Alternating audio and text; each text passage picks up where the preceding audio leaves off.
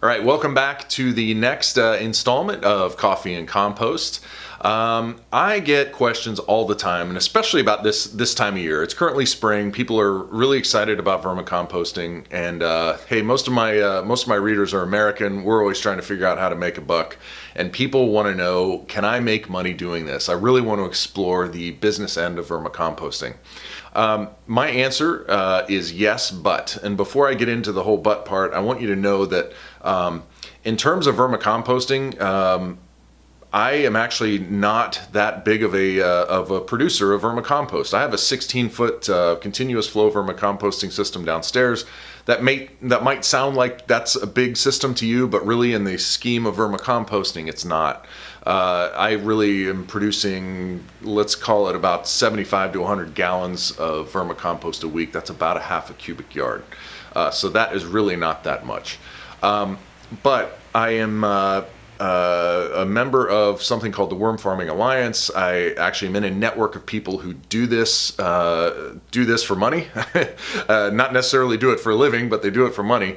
And there are varying levels of people who are from either exploring vermicomposting as a business or are all the way up doing hundreds of tons, if not thousands of tons a year in vermicompost.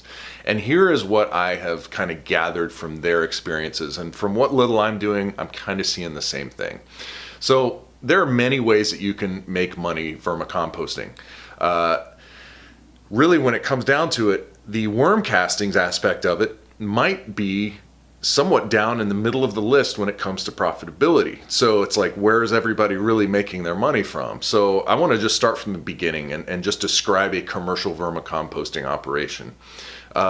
Typically, there is going to be some sort of a food source or a food waste source that is what forms the feedstock that you feed the worms. So you've got to get that food source, and then you want to typically pre-compost it, which is a partial form of hot composting, which does several things. It eliminates pathogens, which is very important, especially from a regulatory standpoint. It increases the carbon to nitrogen ratio beyond the point where you have to worry about it actually heating up when you apply it to your worms. It reduces volume, generally just stabilizes the material and makes it safe for kind of large-scale application in a vermicomposting operation. So they're bringing that stuff in, they're hot composting it, they are applying it to worms, whether that's in a windrow or a wedge system or a continuous flow vermicomposting system. When the worms have finished processing it, then you take it, you screen it, you bag it, and then you sell it. And so that is, I'm not even doing justice to the difficulty of each of those things because it really can be somewhat complex.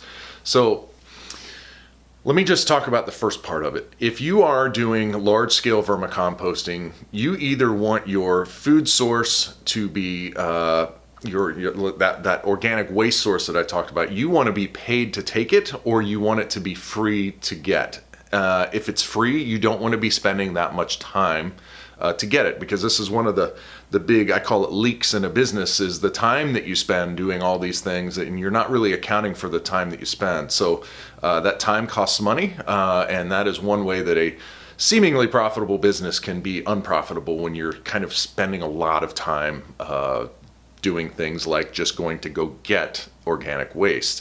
So let's just say that a lot of people actually make a decent amount of money with what are called tipping fees.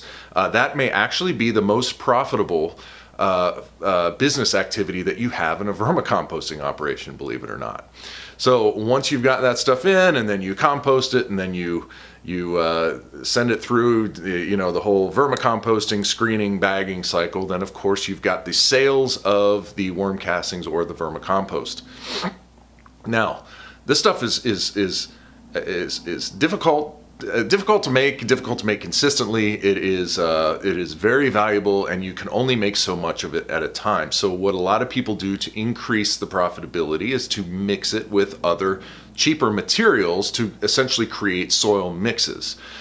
So one of the largest vermicomposting operations in the country is the Worm Farm out in Durham, California, and their biggest business is actually making soil mixes. So they will mix worm castings with coconut coir or peat moss or perlite or rock salt, rock dust, all sorts of, rice hulls and all these sorts of things to make these mixes for people. And what this does is because the worm castings might only be 10 to 20% of that mix, it allows it sort of creates a multiplier effect where that hard thing to make, which was the worm castings, can essentially be expanded in terms of the money that it brings in if you are mixing it with other materials that are cheaper and maybe easier to get your hands on.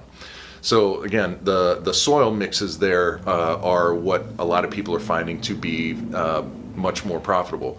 One other way to make worm castings last a lot longer, or at least go farther, is to create teas.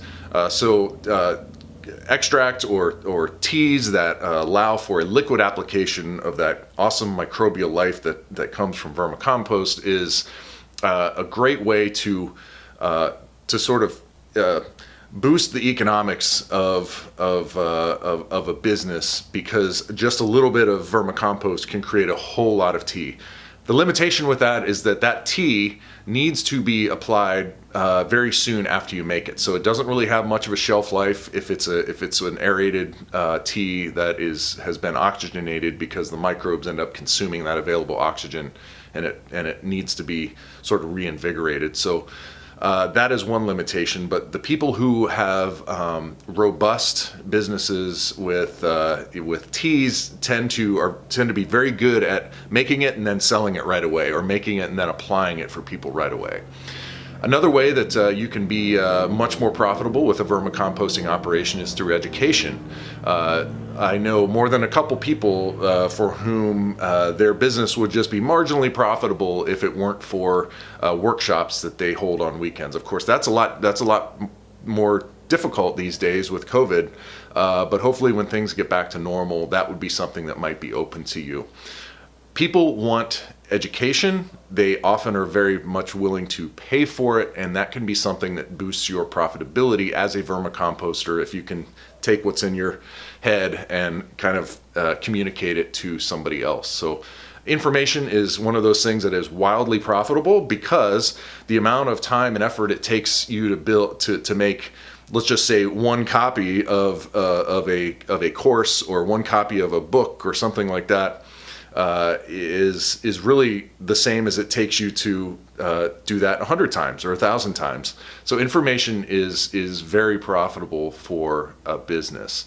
There are a lot of other things that I could go into. I'll be honest with you, one of the reasons why I got into making the urban worm bag was because I wanted something that was profitable without me needing to be home to create a ton of vermicompost. I don't even have the space to create a ton of vermicompost anyway. So that's one of the ways that I have made vermicomposting profitable for me, is through the mass manufacture of my product. So guys, let me just say this, that if you are thinking about going into some sort of a business with vermicomposting, that I want you to be humble about the following things. And this is something I learned from Christy at Black Diamond Vermicompost. She said something to the effect of, it's going to take you twice as long, and it's going to be about 4 times as expensive to get an operation up to scale as you think it is. So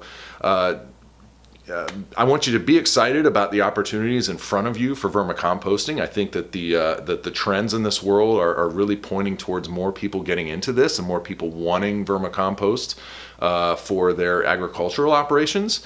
Obviously the cannabis legalization all over the country increases that demand.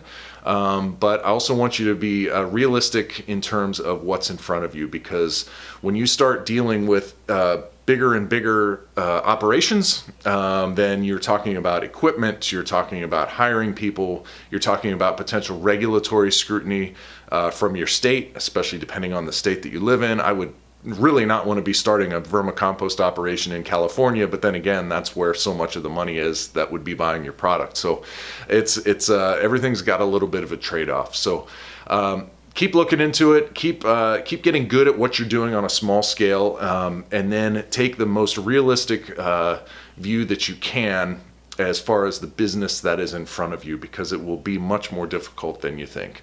Guys, I hope this was helpful, and I hope that you catch me on the next episode of Coffee and Compost. We'll see you. Bye-bye.